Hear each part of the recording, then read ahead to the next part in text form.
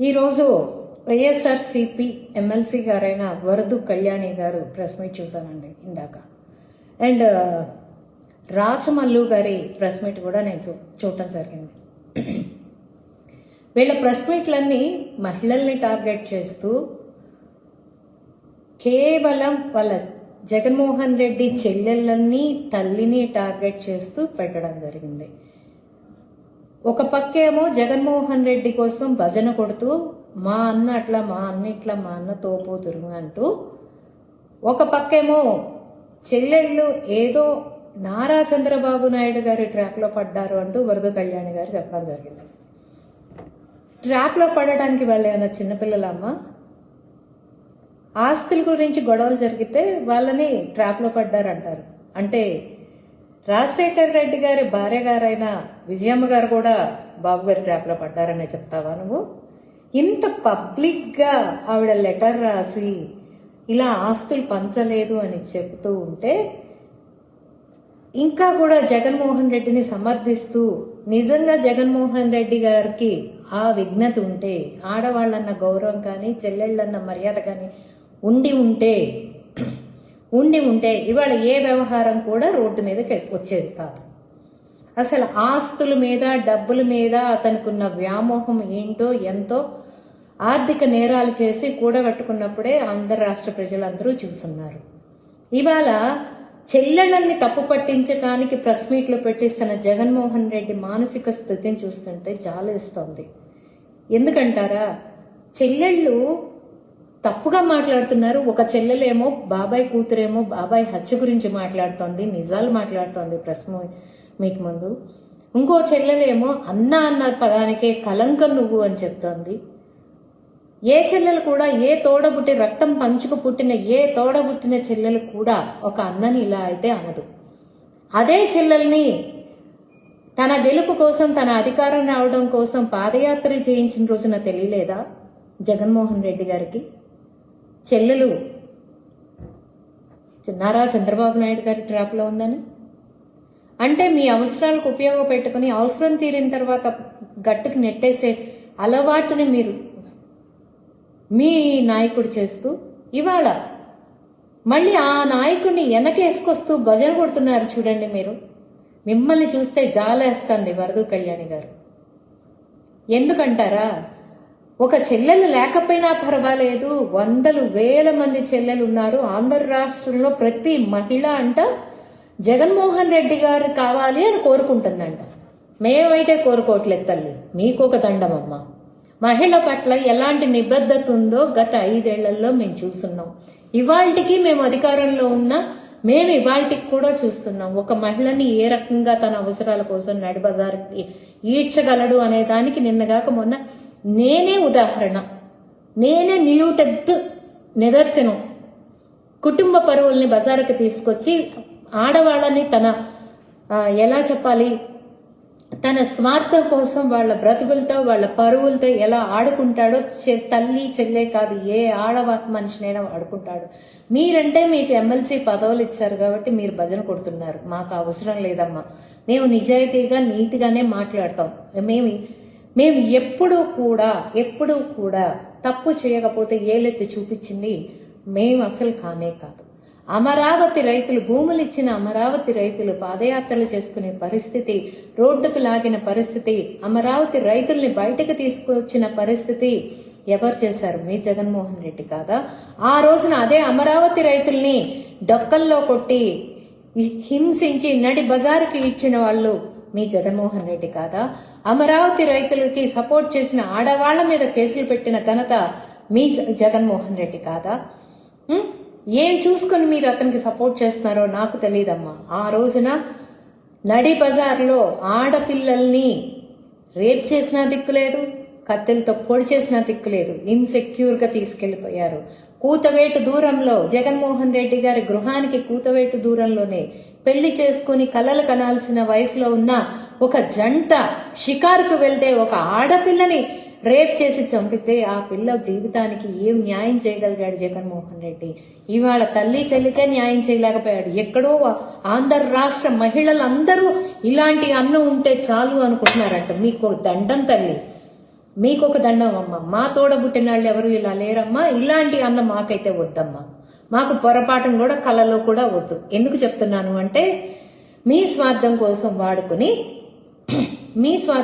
వాడుకుని ఎదుట వాళ్ళని అవసరం తీరిన తర్వాత తల్లిని బైబిల్ పట్టుకు తెప్పించాడు, చెల్లిని నడి రోడ్డుకు పాదయాత్రలు చేసి తెప్పించాడు, తన జైలు నుంచి బయటకు రావడం కోసం, తన రాజకీయ భవిష్యత్తు కోసం, పునాదులు వేయించుకోవడం కోసం, తన సీఎం సీట్లో కూర్చోవడం కోసం ఏ స్థాయికి తీసుకెళ్లాడో, వాడుకున్న తర్వాత ఆస్తుల పంపకాలు వచ్చేటప్పటికి ఆస్తుల పంపకాలు పంచాల్సి వస్తుందని చెప్పి తరిమి కొట్టాడు తల్లిని చెల్లిని. ఇహ నారా చంద్రబాబు నాయుడు గారి ట్రాప్ లో ఉన్నారని చెప్తున్నారు. ట్రాప్ అంటే ఏంటమ్మా? మీ షర్మిల గారి దగ్గరికి ఆర్కేని పంపించింది ఎవరో మీకు తెలుసా? గుర్తుందా? ఆర్కే కరకట్ట కమల్ హాసన్ని పార్టీ మారానన్న పేరు చెప్పుకుని వెళ్ళిపోయి షర్మిల గారి దగ్గరికి చేరిన వ్యక్తి గుర్తున్నాడా? కుట్రంటే అది వేయించింది ఎవరు? మళ్ళీ తిరిగి వచ్చి జగన్మోహన్ రెడ్డి దగ్గరకు దరి చేరింది ఎవరు? అక్కడ చెల్లెల దగ్గర విషయాలు తెలుసుకొచ్చింది ఎవరు? కుట్రంటే అది, వ్యూహం అంటే అది. మేమేం కాదమ్మా, మేము మా నారా చంద్రబాబు నాయుడు గారు, మా లోకేష్ బాబు, మా కూటమి ప్రభుత్వం అయితే ఇట్లాంటి పిచ్చి పిచ్చి పనులన్నీ ఏమిచ్చేది. ఏదైనా మాది ఓపెన్ బుక్, మేము ఓపెన్ గానే ఉంటాం. మహిళకి మర్యాద ఇస్తాం, మహిళలకి ఏమి చేయాలో అదంతా చేస్తూనే ఉంటాం. కానీ ఇలా కించపరిచి మాత్రం, ఇలా మహిళల పట్ల అగౌరవంగా ప్రవర్తించి మాత్రం మా ప్రభుత్వం ఉండదు, మా నాయకులు ఉండరు. ఏం భజన కొడుతున్నావు తల్లి నువ్వు? బాబాయ్ హత్య జరిగింది, ఇది ఎందుకు జరిగింది, ఎక్కడ జరిగింది నీకు తెలీదా అని జగన్మోహన్ రెడ్డిని ప్రశ్నిస్తే ఇక వాళ్ళు శత్రువులు. వాళ్ళు చాలా ప్రశ్నలే అడిగారు, వాటికి మీరెందుకు సమాధానం చెప్పట్లేదు? బాబాయ్ చెల్లెలు అడిగింది, బాబాయ్ కూతురు అడిగింది, సొంత చెల్లెలు షర్మిల గారు కూడా అడిగింది జగన్మోహన్ రెడ్డి గారిని. చాలా ప్రశ్నలు వేశారు.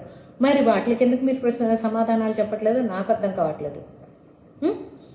రాచమల్లు గారు మీరేం చెప్తున్నారండి? భారతమ్మ గారిని అంటే ఊరుకోము అని చెప్తున్నారు. దానికన్నా ఆంధ్ర రాష్ట్ర మహిళల్ని ఎవరు ఏమన్నా మీరు మారణాయుధంగా మారతానని ఉంటే బాగుండేది, కాస్త కూస్తో మీ మీద గౌరవం పెరిగేది. కానీ మీరేంటండి భారతమ్మ గారిని అంటే మీరు ఒక మారణాయుధంగా మారతానని చెప్తున్నారు. అంటే మిగిలిన మహిళలు కాదా అండి? అసలు ఎవరు అంటున్నారు? ఎవరు మొదలు పెడుతున్నారు? ముందు మీ నాయకత్వం నోరులు మీరు ఎందుకు మోయించలేకపోతున్నారు? మీ రోజా నోరు మీరు ఎందుకు మోయించలేకపోతున్నారు? మీ కొడాలి నాని నోరు మీరు ఎందుకు మోయించలేకపోయారు? ఆ రోజు భువనమ్మని అన్న రోజున మీరు ఎక్కడ దాక్కున్నారు? అంటే ఇవాళ మీ భారతమ్మ గారిని అంటే మీరు ఒక మారణాయుధంగా మారుతారు. మరి భువనమ్మ గారిని అన్న రోజున మీరు ఎందుకు నోరు ఇప్పలేదు? ఎందుకు మీరు ప్రెస్ మీట్లు పెట్టలేదు? అంటే మహిళ అంటే మీ భారతమ్మ ఒకటే కాదనుకుంటానండి, భువనమ్మ గారు కూడా మహిళే. ఎన్టీ రామారావు గారి కూతురుగా కాకపోయినా కనీసం మహిళగా అయినా మీరు చూసి సమర్థించుంటే బాగుండేది. బ్రహ్మణి గారు కూడా ఒక మహిళే, మేము కూడా ఒక మహిళే, మా హోమ్ మినిస్టర్ గారు కూడా ఒక మహిళే, అందరూ మహిళలే. అందరినీ మీ Jaganmohan Reddy and co, I repeat, మీ జగన్మోహన్ రెడ్డి అండ్ కో ఏ రకంగా హింస పెట్టారు, ఏ రకంగా హింస పెడుతున్నారు, ప్రశ్నిస్తే హింసిస్తున్నారు. ఒక ప్రశ్న వేస్తే ఇది ఎందుకు జరుగుతుంది అని అడిగితే హింసిస్తున్నారు.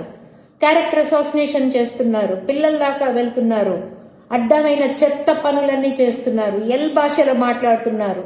నేను మాట్లాడుతున్న దాంట్లో ఒక్క బూతు పదం కూడా దొరకదండి. ఏదో మొన్న నేను నా మీద నా పరువుతో ఆడుకున్నారని ఆ రోజు నేను 1-2 మాటలు వాడితే వాడుండొచ్చేమో, కానీ నేను ఏ రోజు బూతు మాటలు అనేది వాడను. కానీ నా వాయిస్ల కింద అసలు ఎన్ని బూతు మాటలు ఎంతమంది వస్తున్నారు.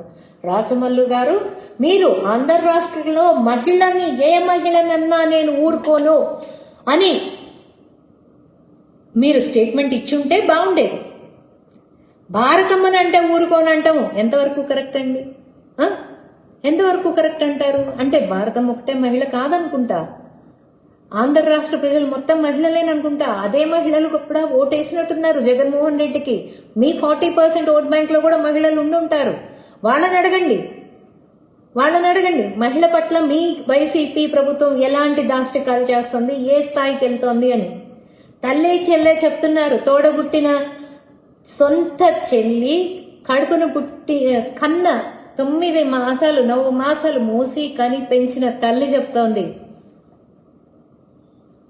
ఒక లెటర్ రిలీజ్ చేసింది, ఎండాస్ చేసి మరీ రిలీజ్ చేసింది. కొడుకు మీద ఎంత నమ్మకం అండి బాబు. కొడుకు మళ్ళీ ఆ లెటర్ని రూపురేఖల్ని మార్చేస్తాడని చెప్పి కొడుకు మీద ఎంత నమ్మకము బాబోయ్.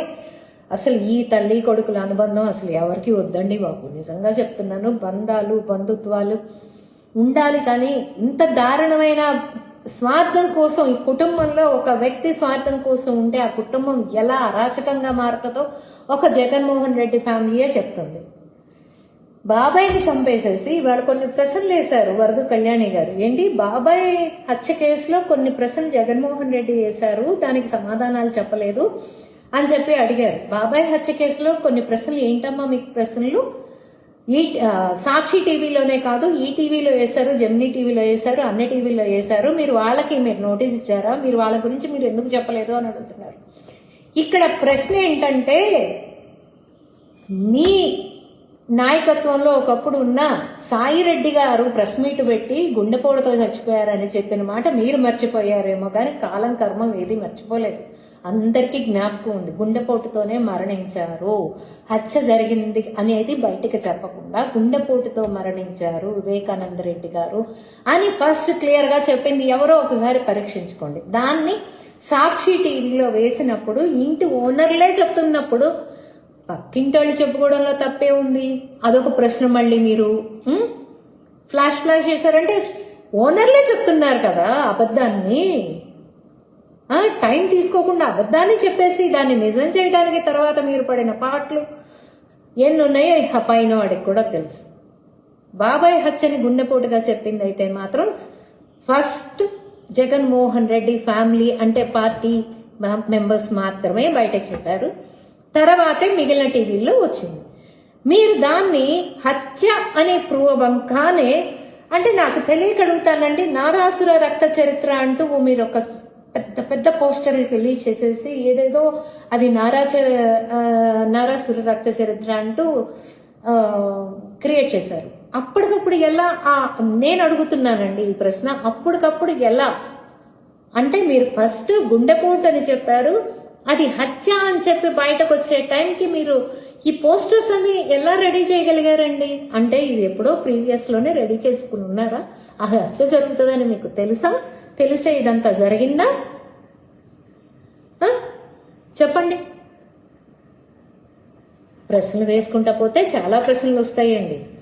మరి బాబాయ్ వివేకానంద రెడ్డి గారు చనిపోయిన తర్వాత అది గుండెపోటు అని తెలియక ముందే హాస్పిటల్కి తీసుకెళ్ళటం, కుట్లు వేయటం జరిగింది కదండి గాయాలకి. అదన్నా జరిగింది. ఆ ప్రశ్నకి ఎవరు సమాధానం చెప్పరేంటి? ప్రశ్నలు వేయటమే కాదండి, కాస్త ప్రశ్నలకి సమాధానాలు చెప్పడం కూడా నేర్చుకోండి. వరద కళ్యాణి గారు ఎలా వేశారు కుట్లు? హార్ట్అటాక్తో చనిపోయిన వ్యక్తికి ఎలా వేశారు? అందరూ అడుగుతున్నారండి. జగన్మోహన్ రెడ్డి గారు బెంగళూరు నుంచి వచ్చేటప్పుడు ఇక్కడిక్కడ 7 కిలోమీటర్ల దూరానికి హెలికాప్టర్ వాడిన జగన్మోహన్ రెడ్డి గారు బై రోడ్ రావాల్సిన అవసరం ఏముంది? బాబాయ్ చనిపోయారు కదా, ఆగమేఘాల మీద హుట్టిన హెలికాప్టర్లో, స్పెషల్ ఫ్లైట్లో, స్పెషల్ చార్టర్డ్ ఫ్లైట్లోనో లేకపోతే స్పెషల్ చాపర్స్లోనో రావాలి, కానీ బయట రోడ్ ఎందుకు వచ్చారు అనేది ఆంధ్ర రాష్ట్ర ప్రజలందరికీ ఒక ప్రశ్న మిగిలిపోయింది. మరి దానికి ఏమైనా సమాధానం ఉందా అండి మీ దగ్గర? మీరు కూడా ఒక సమాధానం చెప్తే బాగుంటుంది. ఎందుకంటే బై రోడ్ రావాల్సిన అన్ని గంటలు ప్రయాణం చేసి రావాల్సిన అవసరం ఏముంది? ఒక జగన్మోహన్ రెడ్డి తలుచుకుంటే స్పెషల్ చాపరే దొరకలేదా? ఎందుకని అలా బై రోడ్ ఎందుకు వచ్చారు? బై రోడ్ వచ్చినప్పుడు ట్రావెల్ చేసిన డ్రైవర్ ఎందుకు చనిపోయాడు? బాబాయ్ గారికి, వివేకానంద రెడ్డి బాబాయ్ గారికి హత్య జరిగినప్పుడు కుట్లు వేసిన డాక్టర్ గారు ఎలా చనిపోయారు? అదేనండి, భారతిరెడ్డి నాన్నగారు చనిపోయారు. ఎలా చనిపోయారు? ఆయన ఒంట్ల మీద కూడా ఏవో కొన్ని గాయాలు ఉన్నట్టున్నాయి చనిపోయినప్పుడు. కాకపోతే మరి ఎందుకు అది హైలైట్ అవ్వలేదో మరి నాకు తెలియదు. కానీ సాక్షులు అందరూ చనిపోతున్నారండి. అందరూ చనిపోతున్నారా చనిపోతున్నారా ఇక పైన భగవంతుడికే తెలియాలి. ఇప్పుడు ఒక లాయర్ని పెట్టుకోవడం అనేది, ఒక లాయర్ ఒకళ్ళకే పనిచేయాలని రూల్ ఏం లేదనుకుంటా వరద కళ్యాణి గారు. అందరూ ఒకే లాయర్